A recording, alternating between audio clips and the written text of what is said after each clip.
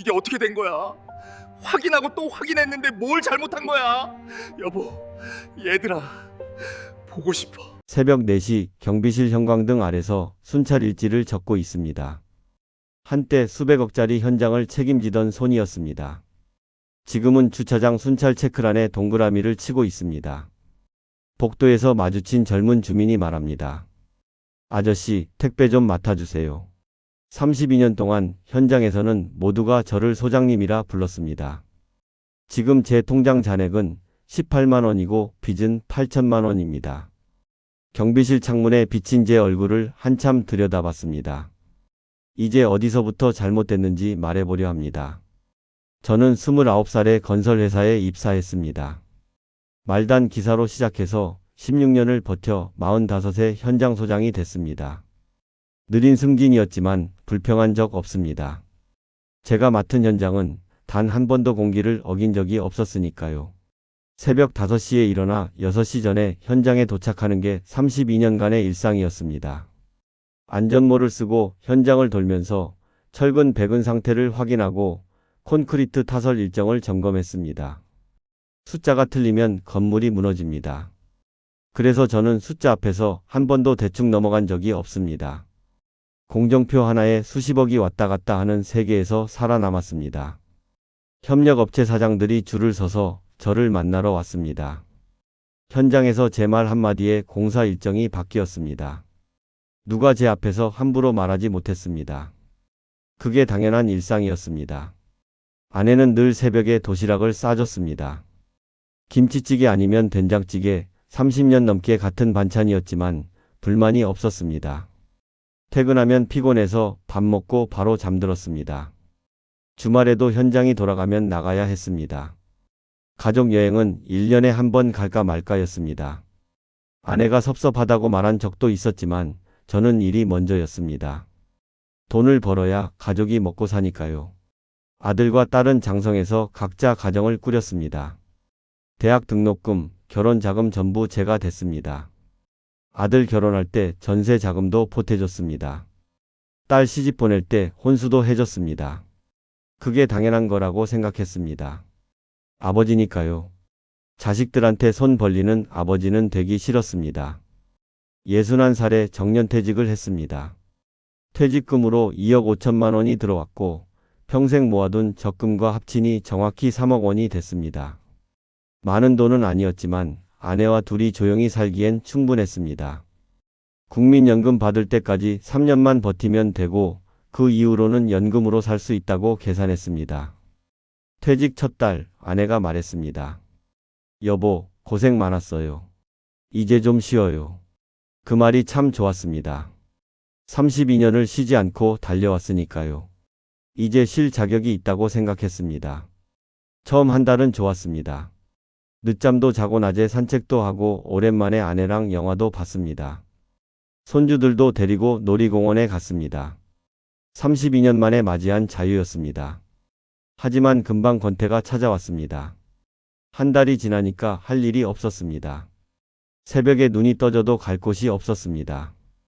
퇴직 2달째부터 무료함이 찾아왔습니다. 32년을 새벽에 일어나던 사람이 갑자기 할 일이 없어지니까 하루가 너무 길었습니다. 아침에 눈 뜨면 저녁까지가 막막했습니다.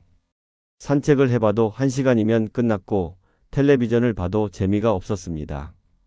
뭘 해야 할지 모르겠더군요. 현장에서는 분 단위로 일정이 짜여 있었는데 지금은 하루 종일 할 일이 없었습니다. 아파트 엘리베이터에서 윗집 사는 분을 만났습니다. 어머, 박 소장님, 요즘 낮에도 자주 뵙네요. 아, 네. 작년에 퇴직했어요. 아이고, 그러셨구나. 그럼 시간 많으시겠네. 우리 아파트 카페 모임 있는데 한번 나오세요. 비슷한 또래분들 많아요. 동네 경로당에 나가봤습니다. 비슷한 또래 남자들이 모여 있었는데 분위기가 묘했습니다. 다들 핸드폰을 들여다보며 숫자 이야기를 하고 있었습니다. 주식이었습니다. 한 분이 소리쳤습니다. 됐다. 5% 올랐어. 다들 모여서 그 사람 핸드폰을 구경했습니다. 저도 궁금해서 슬쩍 봤습니다. 주식 앱 화면이었습니다. 빨간 숫자가 가득했습니다. 어느 분이 제게 물었습니다. 소장님은 안 하세요? 저요? 해본 적이 없어서요. 아이고, 현장 소장 하셨으면 숫자에 밝으시잖아요. 재무제표 보시던 분이 주식을 못 하시겠어요? 우리 같은 사람들도 하는데 소장님이 못할 게 뭐가 있어요. 요즘 은행 이자로 어떻게 살아요? 물가가 얼마나 오르는데요. 한 분이 거들었습니다. 맞아요, 소장님. 저는 퇴직금 1억으로 시작했는데 지금 1억 5천이에요. 5개월 만에 5천을 벌었어요. 소장님 같은 분이 하시면 저보다 더 잘하실걸요. 그 말이 자존심을 건드렸습니다. 32년간 수백억 원 예산을 관리했던 사람입니다. 공정표 하나 틀리면 수십억이 날아가는 현장에서 살아남았습니다. 주식이라고 다를 게 뭐가 있겠습니까? 집에 와서 검색을 시작했습니다. 유튜브에는 퇴직자 재테크, 월 배당 300만 원 만들기, 60대 주식 투자 성공기 같은 영상이 넘쳐났습니다. 댓글에는 저도 60에 시작했는데 성공했다. 은행에 돈 묶어두지 마세요 같은 말들이 가득했습니다. 머릿속으로 계산이 빨라졌습니다. 은행 금리 3%로는 3억에서 한 달에 75만 원밖에 못 받습니다. 두 사람 생활비로는 빠듯합니다. 하지만 주식으로 월 1%만 벌어도 한 달에 300만 원입니다. 30년 회사 다니면서 재무제표 수도 없이 봤는데 나라고 못할 게 뭐가 있어. 다음날 아내에게 조심스럽게 말했습니다. 여보, 나 주식 공부 좀 해볼까 해. 주식이요? 갑자기 왜요? 요즘 주변에서 다들 하더라고. 은행 이자만으로는 좀 빠듯할 것 같아서. 위험한 거 아니에요? 우리 그냥 조용히 살아요. 공부만 해볼게. 바로 하는 건 아니고. 아내는 못마땅한 표정이었지만 더 이상 말리지는 않았습니다. 그렇게 저는 본격적으로 주식 공부를 시작했습니다. 유튜브 영상을 수십 개 봤습니다. 초보자용 책도 2권 샀습니다. 일주일 동안 공부하고 나니 자신감이 생겼습니다. 5천만 원으로 시작했습니다. 제가 잘 아는 건설주를 샀습니다. 현장에서 수십 년을 일했으니까 어떤 회사가 실적이 좋은지 감이 있었습니다. 일주일이 지났습니다. 5천만 원이 5,100만 원이 되어 있었습니다. 100만 원 수익이었습니다. 일하지 않고 돈이 늘어나는 게 신기했습니다. 한 달이 지나자 5,500만 원이 됐습니다. 2달째 수익이 800만 원을 넘었습니다. 석 달이 되자 계좌에는 5,900만 원이 찍혀 있었습니다. 경로당에서 만난 분이 말했습니다. 소장님, 역시 다르시네요. 저희한테도 좀 알려주세요. 어떤 종목 사셨어요? 그 말이 기분 좋았습니다. 퇴직하고 쓸모 없어진 것 같았는데 다시 누군가에게 인정받는 기분이었습니다. 현장에서 협력업체 사장들이 제 눈치를 보던 때가 떠올랐습니다. 아내에게 수익 화면을 보여줬습니다. 아내도 신기하다는 표정을 지었습니다. 투자금을 2억으로 늘리겠다고 말했습니다. 아내는 반대했지만 실제로 돈이 불어난 걸 보니까 강하게 말리지 못했습니다. 2억을 넣은 지 한 달째 되던 날이었습니다. 아침에 계좌를 열었는데 1,500만 원이 빠져 있었습니다. 하루 만에요. 가슴이 철렁 내려앉았지만 곧 진정시켰습니다. 시장이 조정받는 거라고, 일시적인 현상이라고 스스로를 달랬습니다. 하지만 다음 날도 800만 원이 빠졌습니다. 그 다음 날도 500만 원이 줄었습니다. 일주일 만에 3천만 원이 날아갔습니다. 밤에 잠을 이룰 수가 없었습니다. 천장만 바라보다가 새벽이 됐습니다. 경로당에 가서 물어봤습니다. 다들 비슷하다고 했습니다. 시장 전체가 안 좋으니까 지금 팔면 손해고 버티면 회복된다고 했습니다. 곧 오를 거라고 말하는 사람도 있었습니다. 저도 그렇게 믿었습니다. 문제는 그 다음이었습니다. 버티는 것을 넘어서 더 샀습니다. 물타기라는 걸 배웠습니다. 지금 싸게 사면 평균 단가가 낮아지고 조금만 올라도 본전을 찾을 수 있다는 논리였습니다. 현장에서 공정이 밀리면 인력을 더 투입해서 만회하던 방식과 비슷하다고 생각했습니다. 남은 돈 8천만 원을 전부 넣었습니다. 이제 현금은 2천만 원밖에 남지 않았습니다. 생활비 석 달치 정도였습니다. 아내가 눈치챘습니다. 통장에서 돈이 빠져나간 걸 본 거였습니다. 여보, 얼마나 넣은 거예요? 2억 8천이요. 근데 걱정 마. 조금만 있으면 회복돼. 아내 얼굴이 하얗게 질렸습니다. 제발 그만하자고 했습니다. 남은 돈이라도 건지자고 했습니다. 하지만 저는 고집을 부렸습니다. 지금 팔면 정말 끝이라고 조금만 더 기다리면 회복될 거라고 우겼습니다. 사실은 두려웠습니다. 지금 팔면 손실이 확정되니까요. 3천만 원 손실을 인정하는 게 무서웠습니다. 어쩌면 내일 모레쯤 주가가 오를 수도 있잖아요. 그런 희망을 버릴 수가 없었습니다. 하지만 희망은 희망일 뿐이었습니다. 유튜브에서 새로운 종목을 찾았습니다. 건설주는 너무 느리다고 판단했습니다. 빨리 만회하려면 더 변동성이 큰 종목이 필요했습니다. 테마주라는 것을 알게 됐습니다. 2차전지, 반도체, 인공지능. 뉴스에 한번 나오면 10%씩 오르는 종목들이었습니다. 그쪽으로 갈아탔습니다. 며칠은 좋았습니다. 하지만 금방 떨어졌습니다. 올랐다 내렸다를 반복하면서 손실은 줄어들지 않았습니다. 오히려 더 늘어났습니다. 손실이 5천만 원을 넘어섰습니다. 계좌에는 2억 3천만 원이 찍혀 있었습니다. 원금 2억 8천에서 5천이 증발한 겁니다. 조바심이 났습니다. 이 속도면 언제 본전을 찾겠습니까? 경로당에서 한 분이 귀띔했습니다. 레버리지라는 게 있다고요. 지수가 1% 오르면 2% 오르는 상품이라고 했습니다. 빠르게 만회하려면 이걸 해야 한다고 했습니다. 검색해 봤습니다. 곱버스, 인버스 같은 이름의 상품들이 있었습니다. 위험하다는 경고문이 붙어 있었지만 눈에 들어오지 않았습니다. 빨리 만회해야 한다는 생각뿐이었습니다. 레버리지 상품을 샀습니다. 처음 며칠은 좋았습니다. 하루 만에 300만 원이 불었습니다. 이거다 싶었습니다. 이 속도면 한 달 안에 손실을 다 메울 수 있을 것 같았습니다. 왜 진작 이걸 안 했을까 후회가 됐습니다. 하지만 다음 주 시장이 꺾이면서 하루 만에 500만 원이 빠졌습니다. 레버리지는 오를 때 더 오르지만 떨어질 때도 더 떨어졌습니다. 잠이 오지 않았습니다. 밤새 해외 증시를 확인했습니다. 미국 시장이 떨어지면 다음 날 한국 시장도 떨어질 거라는 걸 알았기 때문입니다. 새벽 2시, 3시까지 핸드폰을 들여다봤습니다. 아내가 말했습니다. 제발 좀 자요. 얼굴이 반쪽이 됐어요. 들리지 않았습니다. 차트만 보였습니다. 아내와 대화가 끊겼습니다. 밥을 먹을 때도 각자 먹었고 텔레비전을 볼 때도 저는 핸드폰만 봤습니다. 아내가 뭐 먹고 싶냐고 물어도 대충 대답했습니다.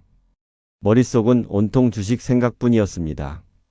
아내의 눈빛이 점점 차가워지는 걸 느꼈지만 신경 쓸 여유가 없었습니다. 건강검진 통보가 왔습니다. 고혈압이었습니다. 혈압이 150에 95였습니다. 의사가 스트레스를 줄이라고 했습니다. 이대로 가면 심장에 무리가 온다고 경고했습니다. 약을 처방받았습니다.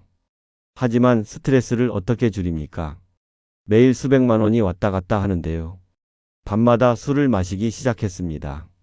소주 한 병을 혼자 비우고 나면 그나마 잠이 왔습니다. 술 없이는 도저히 잘 수가 없었습니다. 꿈에서도 주식 차트가 나왔습니다. 빨간 숫자가 파란 숫자로 바뀌는 악몽을 반복해서 꿨습니다. 그때 신용거래라는 걸 알게 됐습니다. 증권사에서 돈을 빌려서 투자하는 겁니다. 내 돈의 2배까지 빌릴 수 있었습니다. 손실을 메우려면 더 큰 금액으로 승부를 봐야 한다고 판단했습니다. 신용으로 1억을 빌렸습니다. 이자는 연 8%였습니다. 한 달에 66만 원씩 이자가 나가지만 주식으로 그 이상 벌면 된다고 생각했습니다. 지금 생각하면 미친 짓이었지만 그때는 그게 유일한 방법처럼 보였습니다. 총 투자금이 3억을 넘어섰습니다. 빚이 1억이었습니다. 아내에게는 말하지 않았습니다. 말할 수가 없었습니다. 그해 가을이었습니다. 시장이 급락하기 시작했습니다.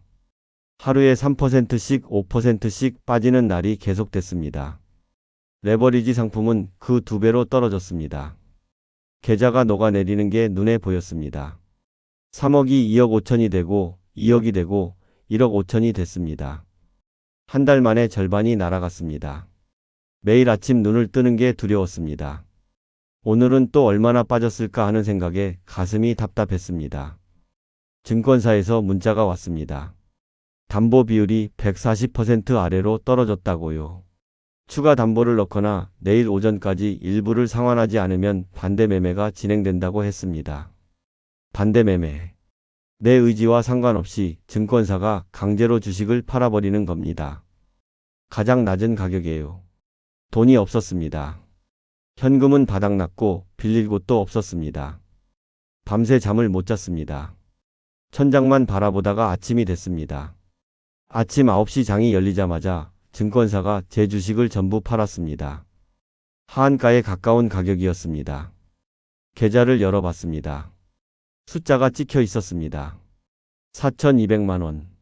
원금 2억 8천에 빌린 돈 1억을 합쳐 3억 8천을 넣었는데 4,200만 원이 남은 겁니다. 그런데 빚 1억은 그대로였습니다. 계산해 봤습니다. 4,200에서 1억을 갚으면 마이너스 5,800만 원. 주식은 전부 사라졌는데 빚만 남은 겁니다. 이게 어떻게 된 거야?